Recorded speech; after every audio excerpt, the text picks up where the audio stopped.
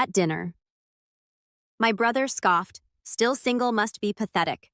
So I smiled and reminded him I'd paid his rent for 3 years, then told him the free ride ended tonight in front of the whole family. I used to think my family wasn't that different from anyone else's. A little loud, occasionally petty, sometimes too nosy for their own good. But what family isn't right? At least that's what I told myself. You learn to brush things off, laugh it off when your mom makes a backhanded comment about your clothes, shrug when your dad pretends not to hear you over your brother's latest accomplishment. You tell yourself they don't mean anything by it, that they love you in their own way. But there's always a moment, a very specific cutting moment, when the illusion finally shatters. Mine happened over roast chicken and red wine at a dinner table I didn't even want to sit at in the first place.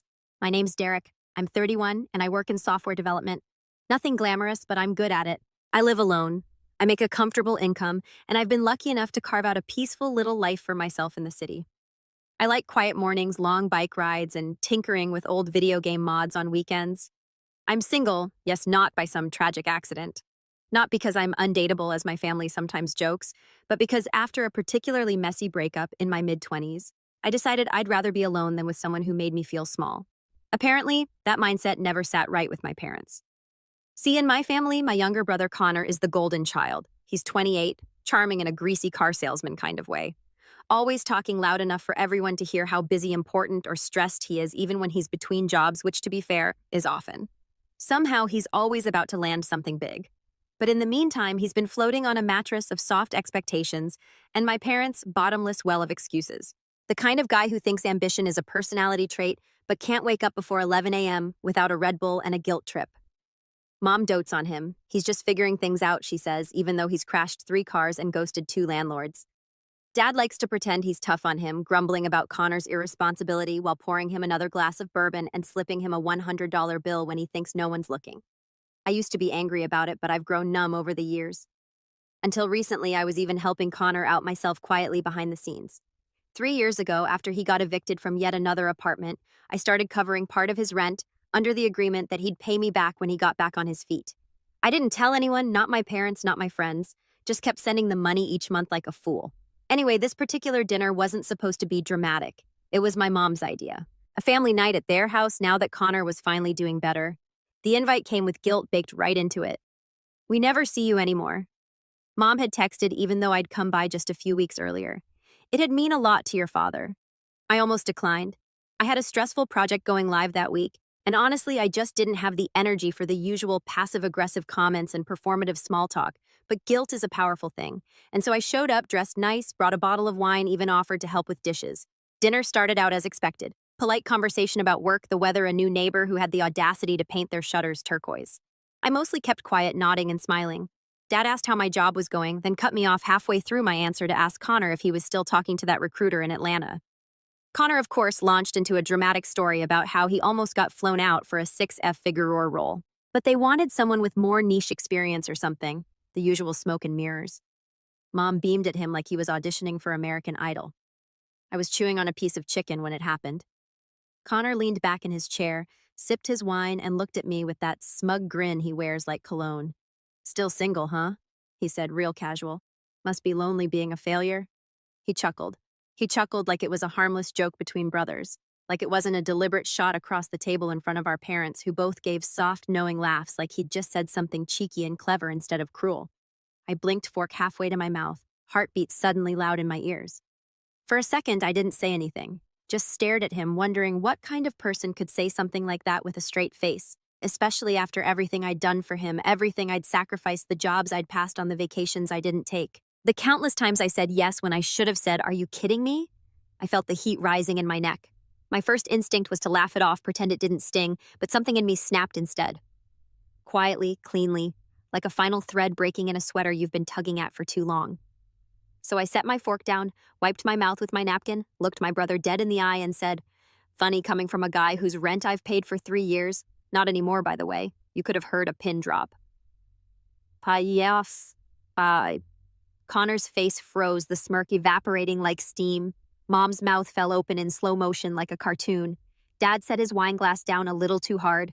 The silence was deafening, and for the first time in a very, very long time, I felt something sharp and cold and strangely satisfying settle in my chest. Control. But that was just the beginning. Because what I said at that table, that wasn't revenge. That was a warning shot. A single crack in the dam. I didn't know it yet, but that dinner would become the turning point in everything.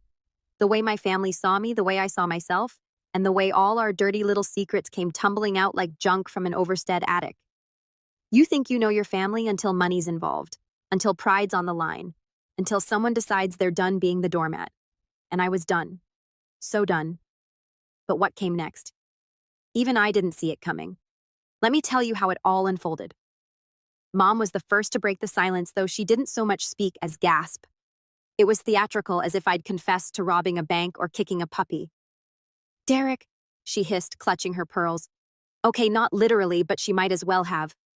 "Why would you say something like that?" I just looked at her calmly, quietly. I didn't raise my voice, didn't gloat. I wasn't interested in causing a scene for the sake of it. I was tired, not angry, not bitter, just done. Connor, meanwhile, was still frozen. The smugness had drained from his face, entirely replaced with something between confusion and indignation. He looked like a magician whose trick had failed mid-P performance, caught off guard that I'd pulled back the curtain in front of the audience.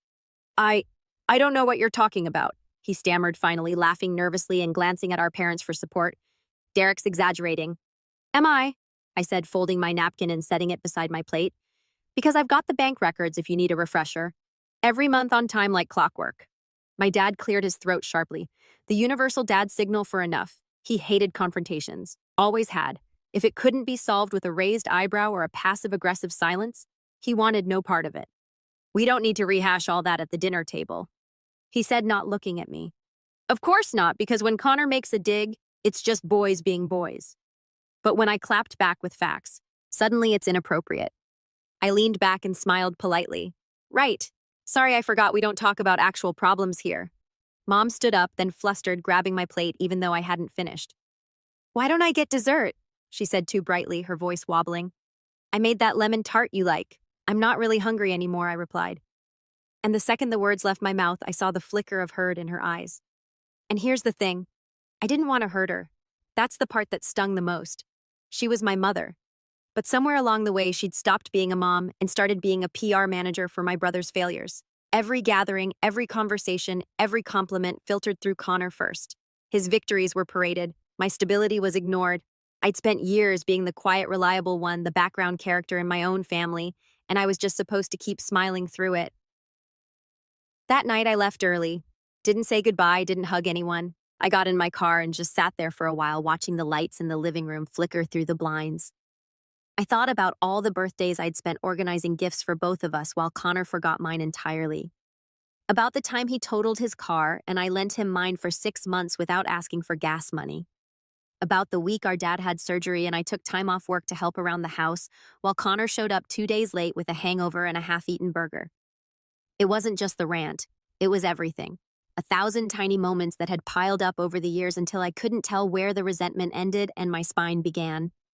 The next morning, I got a text from Mom.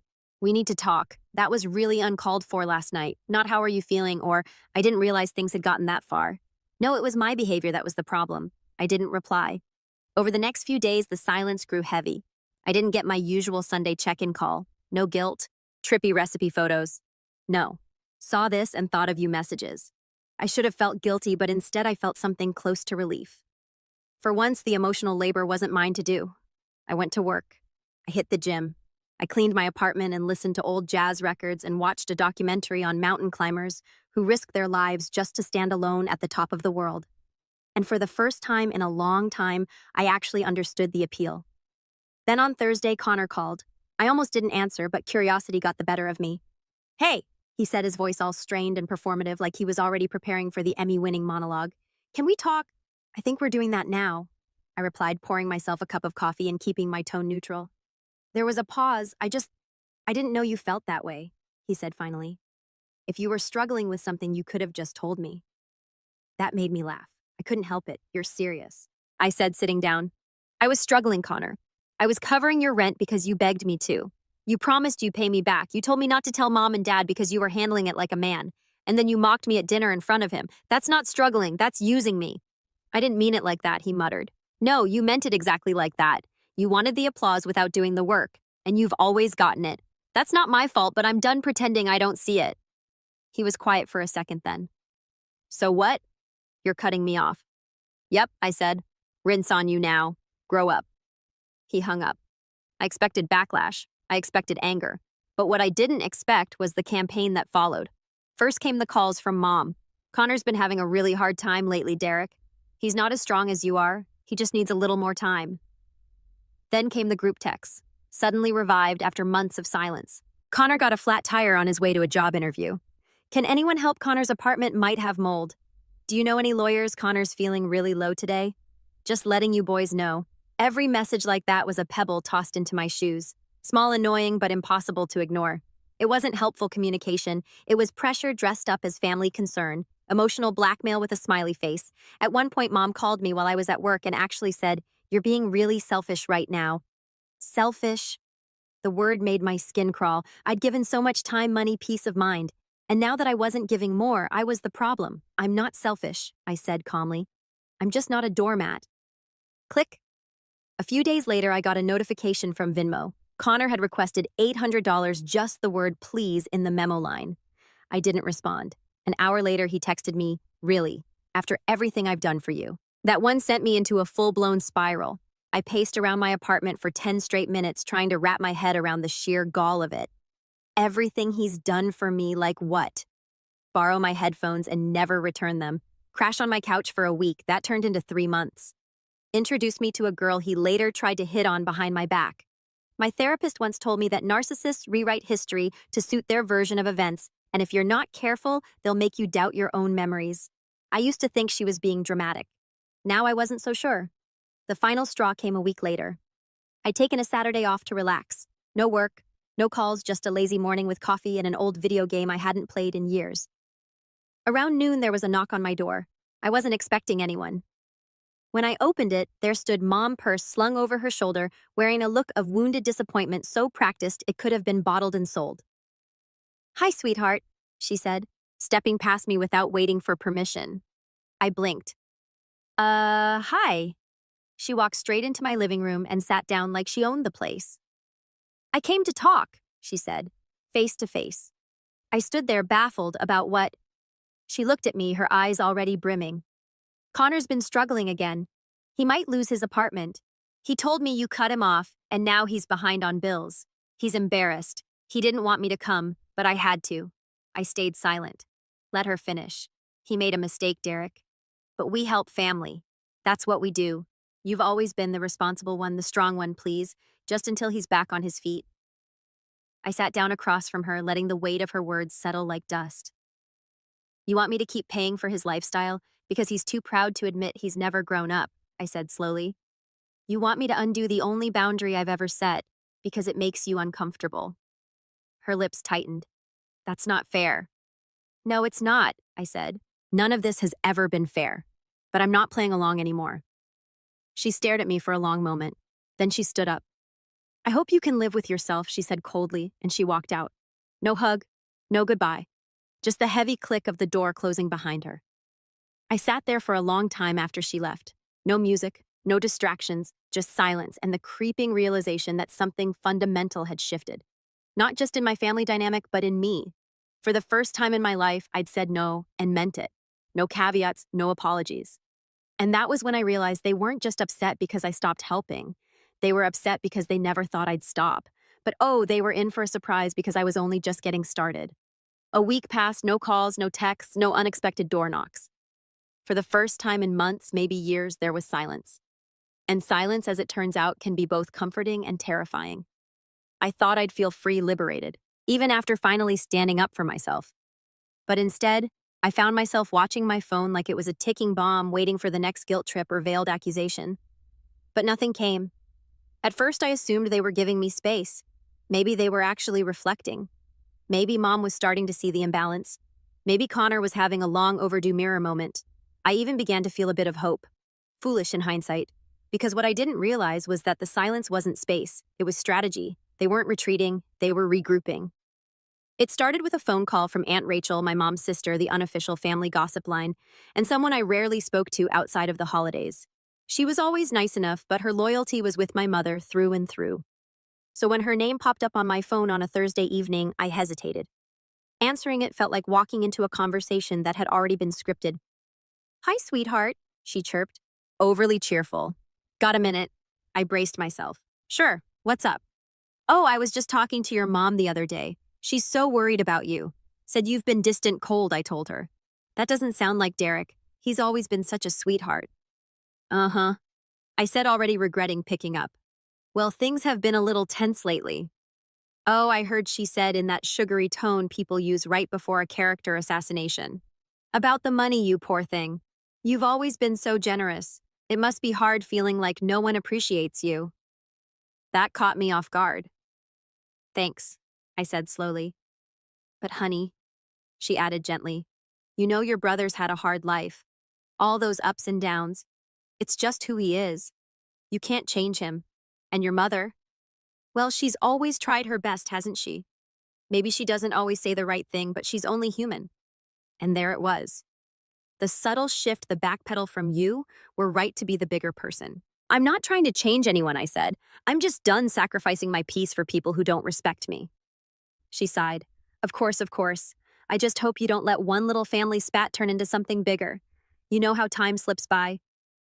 People grow old, regrets pile up." I didn't say anything because I could feel it. This wasn't just Aunt Rachel reaching out. This was a message hand-delivered and guilt-wrapped from Mom herself. They'd enlisted the cavalry. The family charm offensive had begun. Over the next few days, it snowballed. My cousin texted me out of the blue asking if I was okay. An old family friend I hadn't spoken to since college left a comment on one of my Facebook posts. "Families fight, but love wins in the end."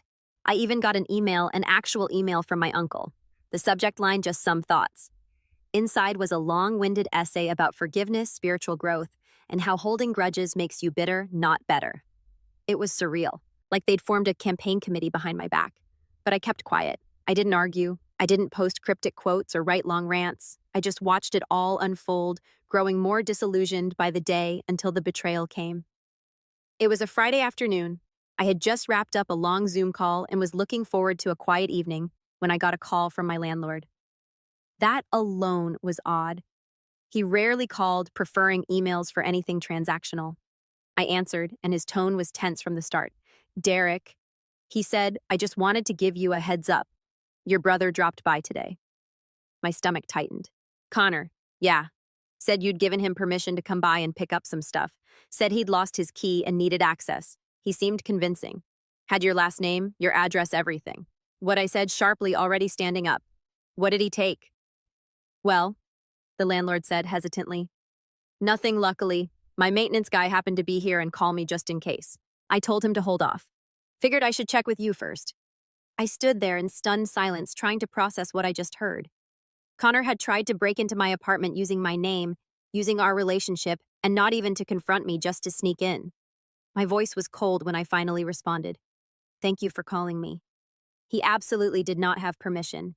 If he comes by again, don't let him in. And please call the police if he pushes it." The landlord sighed. "I figured it might be something like that. Family drama, something like that," I muttered. I hung up and stared at the wall for a solid minute. My heartbeat was loud in my ears, not from fear, but from fury. That was the line. That was the line. It wasn't about money anymore. It wasn't about snide remarks or favoritism or even emotional manipulation. This was violating trust. And I knew exactly where he'd gotten the idea. Mom, maybe not directly, but I could feel her fingerprints on it. The desperation, the entitlement. The assumption that I wouldn't do anything about it, that I'd fold like I always had. They thought I'd bark. They didn't think I'd bite. I called Connor immediately. He didn't pick up. I called again. Voicemail. On the third try, he finally answered, his voice groggy and defensive, like I'd just woken him from a nap. He didn't earn. "Yo, you tried to get into my apartment." Pause. Then a scoff. "What, no?" "My landlord called me. Said you claimed I gave you permission." Another pause. "I just needed to grab something." He said finally, like that somehow justified it. "I left a few things there last year. You said I could come back for them anytime. Last year." "Not today, and not without telling me. You tried to lie your way into my home, Connor." "Oh, come on, man, don't be dramatic." I felt my hands clenching into fists. "You trespassed. If the maintenance guy hadn't been there, you might have gotten in." "What then? You start going through my things, steal from me, crash on my couch again. You're blowing this out of proportion, he snapped. You think you're so perfect now, huh? Just because you've got a little money and your own place? I earned all of it, I said, voice shaking. While you were wasting chances and burning bridges, I was working and I kept helping you. I kept helping you even when you didn't deserve it, and this is what you do. He didn't answer, so I hung up. Then I blocked him. Not just on my phone, on everything. Social media, email, even our shared family Spotify plan. Petty maybe, but symbolic. I was done pretending we were brothers in any meaningful way. Blood means nothing without trust. Then I texted, Mom, Connor tried to break into my apartment today. This is no longer about money. This is about safety. I've blocked him. Please respect my boundaries or I will go no contact with you too. No reply. Not for hours. And when it finally came, it said, you know your brother didn't mean any harm. Don't destroy this family over a misunderstanding. And that was it. No apology, no outrage, no motherly concern that her younger son had tried to deceive his way into her older son's home. Just a plea to not destroy the family, as if it hadn't been slowly corroding for years, as if I was the one holding a match not standing in the ashes. That night I couldn't sleep. I lay awake replaying every moment, every red flag I ignored. Every time I'd brushed off the favoritism as just how it is. They didn't care about me, they cared about keeping the machine running, and now that I'd stopped fueling it, they were ready to let me go. But I wasn't going to slink away quietly. No, I had a plan. And it was time to let them see what happened when the failure stopped playing nice. I won't lie to you. After that last message from Mom, something inside me cracked. Not in the loud, dramatic way you see in movies. There was no shouting, no throwing of plates, no sudden urge to scream into the void. It was quieter than that, more hollow. Like discovering your favorite childhood book was full of pages you'd never noticed before, and they all painted you as the villain. I sat on my couch that night with all the lights off, just the faint glow of the street lamp bleeding through the curtains and the hum of my fridge filling the silence. I don't know how long I sat there, but when I finally stood, my legs felt heavy. Not physically, emotionally. It's strange how grief works, because that's what it was, grief. Not for a person, but for the idea of something. The idea that your family is supposed to be your anchor. The people who show up, who care, who protect you. And when you realize they're not, when you finally admit they never really were, it feels like a death not of a person, but of a version of you who still hoped. I didn't go to work the next day. I called in sick and stayed in bed until noon, not even scrolling on my phone, just lying there. My mind was a swamp. No clear thoughts, no anger, no plans. Just a weight, the kind that makes even brushing your teeth feel like a monumental task. But eventually routine one. It always does. I got up, I ate something. Cold leftover pasta, barely palatable. I showered, though the water felt too hot and the bathroom mirror too cruel. And then I sat back down at my desk and opened a blank document. I didn't know what I was going to type. I just needed to do something. What came out wasn't a letter. It wasn't a rant. It was a list. A list of everything I'd done for Connor over the past 10 years. The apartment rent, obviously. $800 a month for 36 months. $28,800. The car repair I covered when he crashed into a mailbox. $2,400. That time I paid off his credit card because he was being harassed by collectors. $5,100. Countless dinners, gas fill-ups, Uber rides, and emergency bailouts. Conservatively, $3,000 more. Total $39,300. And that was just the financial part. There was no column for emotional labor. No line item for all the times I stood between him and Dad's rage when he missed another deadline. No valuation for the countless times I bit my tongue at family dinners while he made me the punchline. No invoice for the weekends I spent helping him move or rewrite his resume or edit his cover letters. I stared at the number on the screen. Nearly $40,000. That could have been a new car, a vacation, a down payment, a life. And I'd handed it over piece by piece like it was candy at Halloween. The worst part, he never once said thank you. Not once, not meaningfully. Maybe a casual thanks, bro.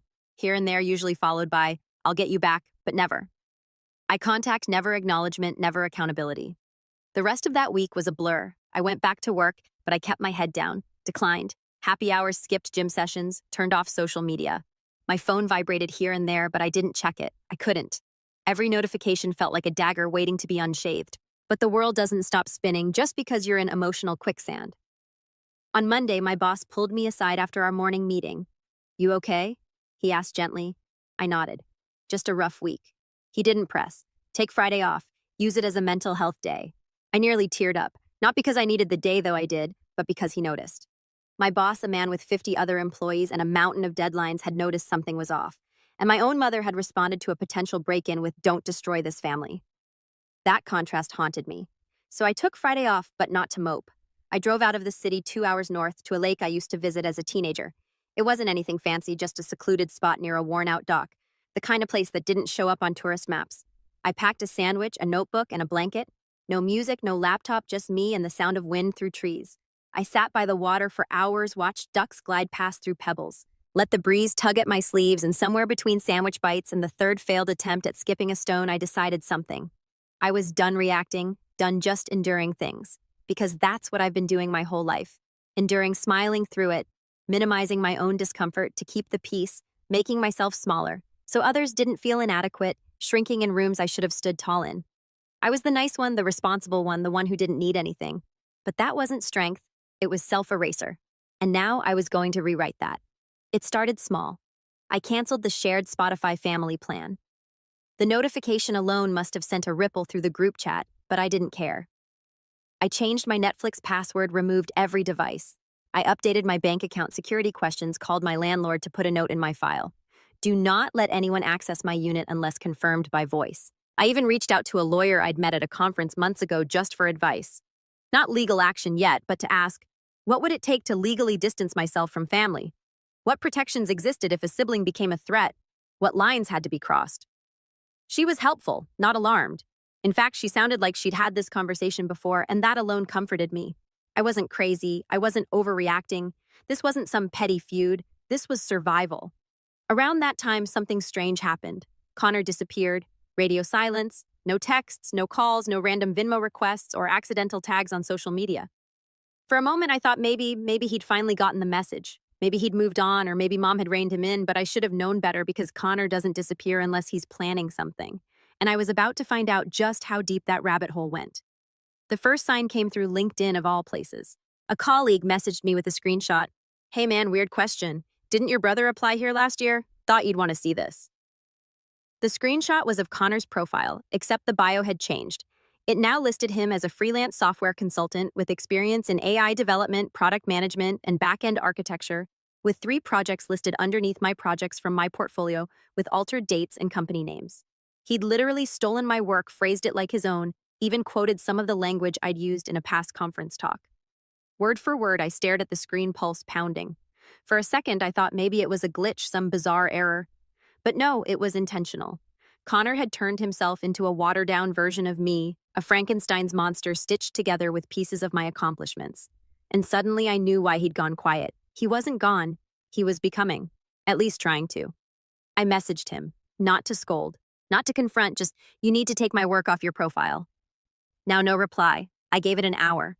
Then I emailed the companies he listed, most of which I'd consulted for, and sent them my original work with timestamps. One responded immediately. The VP wrote, "Thanks for flagging this." That name sounded familiar. "We'll handle it." I didn't know what handle it meant, but I trusted it would make a dent. The other shoe dropped 2 days later when I got a call from my mother. "What did you do?" she snapped. "No greeting. Excuse me, Connor said you got him blacklisted. He was just trying to build a new career. He admired your work. He thought you'd be proud." I almost laughed. Proud. He impersonated me. "Mom, he stole from me." "You always twist things," she hissed. "No wonder no one wants to be around you anymore." And with that, she hung up. No wonder. No wonder that one stuck with me. Not, "I'm disappointed." Not, "That was wrong." But no wonder. It was the first time I realized she'd made her choice. There was no middle ground anymore. No mother torn between sons. Just a woman protecting her favorite and a man realizing he was now free. Because once you've hit rock bottom with the people who raised you, there's a strange clarity that settles in. You stop hoping for the apology. You stop rewriting your past, and you start writing your future. Quietly, strategically. No fanfare, no warnings. You simply begin. And trust me, that's what I was doing. It's funny how rock bottom, once it settles beneath your feet, can become solid ground. I'd spent years running on a treadmill of guilt and obligation, always feeling like I was behind, like I was one favor away from finally being accepted. But now that the treadmill had stopped, now that I'd stepped off it for good, I realized how much energy I'd been wasting just to stand still. And once I stopped pouring into them, I had so much left for myself. It didn't happen overnight. There was no sudden montage of me in sunglasses getting promoted, dating a supermodel, and walking away from explosions in slow motion. Real life doesn't work that way. But the shift was real. and it was lasting. The first real change came quietly on a Wednesday morning. I'd been working on a side project for months, a machine learning tool for automating customer support analysis. Nerdy, I know, but it had real value. My idea was to help mid-sized companies parse through customer tickets and flag recurring issues using a mix of sentiment analysis and keyword clustering. A mouthful, but in practice it meant turning noise into strategy. I'd built the MVP alone nights weekends on breaks between Zoom calls, and now finally it was ready. I posted a short video demo on LinkedIn, not expecting much, just putting it out there. By noon, the video had over 3,000 views. By Friday, it had 27,000. A week later, I got a message from a startup accelerator asking if I was open to pitching the tool at an upcoming tech showcase. Me pitching. A year ago. I would have hesitated, told myself I wasn't ready. Maybe even asked Connor to help because he always liked being on stage. But now I knew better. I said yes. I spent 2 weeks preparing that pitch like my life depended on it.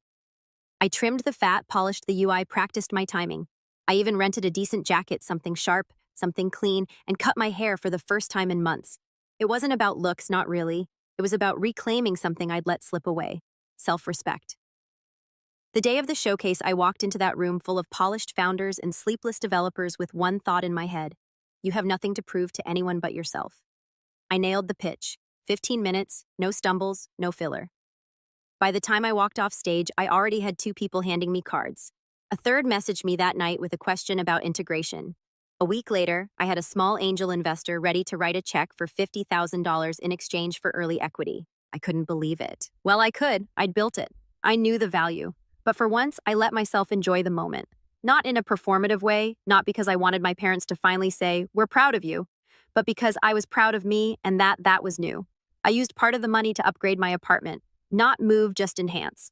A proper standing desk ergonomic chair replaced my ancient laptop with a beast of a machine that ran everything like butter. Got a noise-canceling headset that made Zoom calls feel like private conversations in a vault. Slowly, my home began to feel less like a holding cell and more like a headquarters. I started taking care of myself in other ways, too. I signed up for therapy again, this time with someone who specialized in adult children of emotionally manipulative families. I hit the gym not out of shame, but because it felt good to move again. I read books, cooked actual meals, took long walks at sunset without checking my phone, bit by bit. I was building a life where I didn't just survive, I existed. And the best part, no one in my family knew. I had gone dark quiet off the grid, and it was the most peaceful silence I'd ever experienced. I expected Mom or Connor to try again, another guilt message, another phony crisis. But nothing came. Maybe they finally realized I wasn't bluffing, or maybe more likely they just assumed I'd circle back eventually like I always had. After all, that's what I did, right? I was the stable one, the good son, the one who always came home. But I wasn't that person anymore, and eventually I knew I'd have to show them. I didn't plan for the opportunity to come when it did. It was about 6 months after I launched the product. Let's call it Query Pulse, and we just landed a pilot deal with a mid-tier SaaS company that wanted a full implementation. It wasn't earth-shattering money, but it was real money, enough to hire 2 contractors to help build out the dashboard and support requests. One of them was an old college friend named Rachel Sharp, no nonsense, and one of the best UX designers I'd ever worked with. The other was a quiet back-end dev I found through a Discord server. And within weeks, we were moving like a real team. Momentum built fast, users started coming in, so did feedback. Some critical, some glowing, but all of it useful. I set up a newsletter, a blog, even started recording small video tutorials. Not flashy, not viral, but clear, useful, honest, the kind of thing I would have needed when I was starting out. That's when the podcast invites began. Small shows at first, indie tech hosts, startup junkies, but the audience was loyal, curious, engaged. One host, a guy named Leo, who ran a show called Bits and Pieces, asked me to do a deep dive episode on solo founder resilience. It was supposed to be a 30-minute chat. We ended up talking for 2 hours. It was the most open I'd ever been publicly about burnout manipulation and the emotional cost of carrying other people's failures. I didn't name names, didn't throw my family under the bus, but I told the truth that I used to think being strong meant never saying no. That guilt had kept me tethered to people who drained me. That walking away wasn't abandonment, it was survival. When the episode dropped, I expected some quiet feedback, maybe a few DMs. Instead, it exploded. I got emails, dozens, from people who said they saw themselves in my story. A founder whose brother kept stealing from his company. A woman who'd spent 20 years covering her father's debts. A guy whose mother guilt-tripped him into giving up a job offer so he wouldn't move too far away. It hit something real. I hadn't meant to become a voice for anyone. I just wanted to breathe.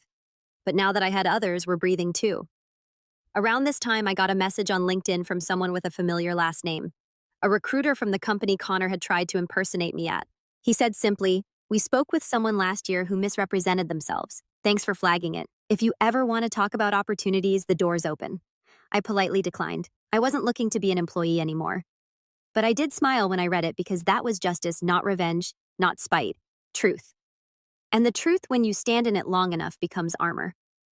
Still, I didn't reach out to my family. Even as I grew, even as Query Pulse gained traction, even as I began getting invites to speak at small tech conferences, share lessons, talk shop, I stayed quiet because I didn't need their applause. I didn't need them at all.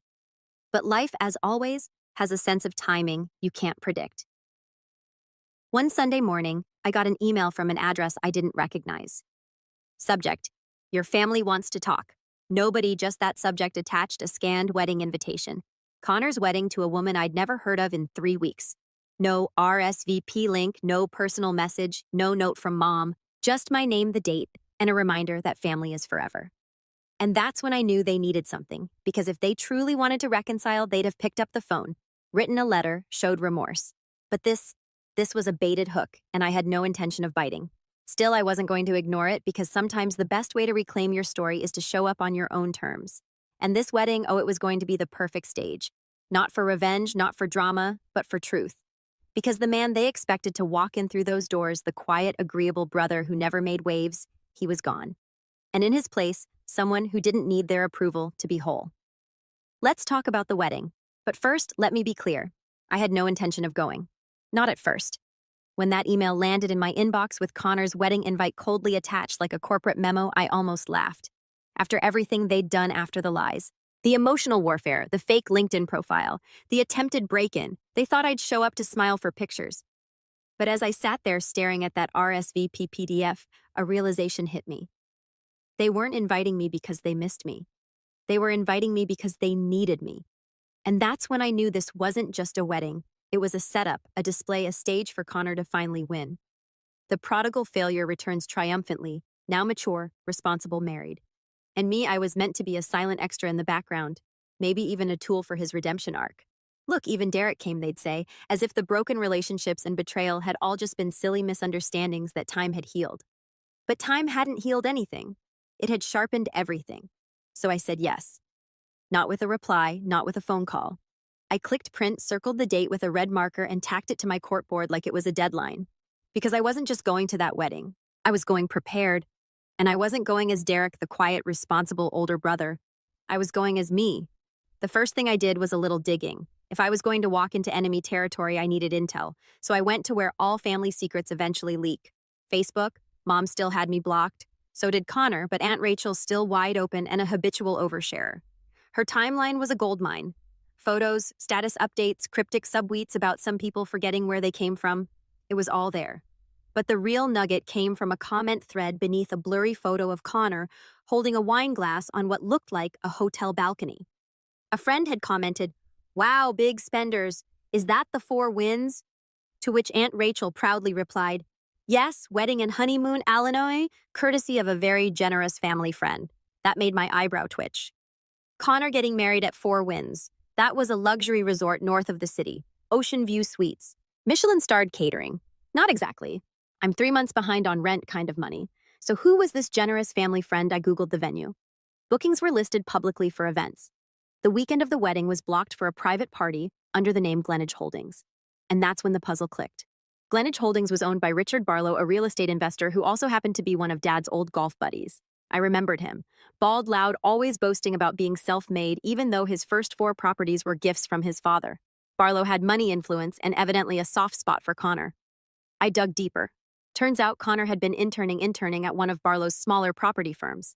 Unpaid, of course, but with all the Instagram posts, you'd think he was running the company. I even found a quote in a local business article where Barlow referred to him as a promising young leader. My jaw clenched. That was my phrase. I'd once used it to describe a junior dev during a podcast episode. Word for word, he was still stealing from me. But now he was wearing it as a costume, polished, rebranded, and preparing to walk down the aisle in a tailored suit paid for by a man who probably thought he was investing in the next tech entrepreneur. I stared at the screen, then I smiled. He was bluffing. Connor's entire empire was made of borrowed phrases, borrowed money, and borrowed time. All I had to do was pull the right thread. Over the next 2 weeks, I worked quietly. I didn't announce anything, didn't tell my friends, didn't post vague quotes on social media about revenge or karma. I simply got to work. First, I built a portfolio site for myself, clean, elegant, professional. Then I uploaded every major project I'd ever worked on, especially the ones Connor had borrowed on his resume. Each entry was time-stamped, backed up with Git logs, original client contracts, and screenshots. Next, I wrote a short blog post called How to Spot a Fake Founder. It wasn't aggressive, it wasn't bitter, it was helpful. Educational, the kind of post that quietly dismantles people like Connor without naming names. But the examples very specific, same tools, same phrases, same projects. Then I tagged it with SEO terms like Query Pulse B2B fraud, and yes, Glenage Holdings in turn. I didn't need it to go viral. I just needed one person from Barlow's network to read it, and I made sure that would happen. I emailed a copy of the post under a pseudonym to the Glenage Holdings press email with a polite message that said, "Thought you might want to vet your next rising star. Integrity is everything in real estate, isn't it?" No signature, no return address, just a digital whisper in the right ear. The wedding was held on a Saturday, hot, humid, and smug. I wore a charcoal gray suit, no tie, clean-shave hair, slick back with just enough gel to show I cared. I arrived 10 minutes early just as the string quartet started warming up. The venue was beautiful, I won't lie. Flower arches, ivory linens, gold-plated cutlery. Connor had gone all in, or rather, Barlow had. I walked in alone. No date, no entourage, just me and the version of myself they never bothered to see. Mom spotted me first. She was standing near the reception table clutching a clipboard like a stage manager. When her eyes landed on me, I saw it. That flicker. Surprise. Panic. A desperate mental scramble to figure out why I was there and what I might do. But she smiled. Too wide. "Derek," she said, walking over, "you made it. That means a lot." "Sure," I said calmly. "Wouldn't miss it." I watched her scan my outfit, my posture, my eyes. She was looking for a crack, for a tell, something to confirm her suspicion that I hadn't come in peace. But I gave her nothing. Just a serene smile and a sip of champagne. She gestured toward the seating chart. "You're at table 9 near the back." "But great view of the dance floor." Of course I was. I walked over. Table 9 was practically behind a pillar. My card had a typo. Derek. I smiled. They were still playing games, but not for long. The ceremony began. Guests settled. Connor walked down the aisle, beaming arm in arm with his bride, a woman I'd never met, wearing a $10,000 dress and a look of curated joy. The vows were flowery, rehearsed, full of vague promises about growth and honesty. I nearly choked on my champagne. Then came the reception, drinks, dancing, speeches. Dad gave a bland toast. Mom told a story about Connor's resilience. And then the microphone passed to Connor himself.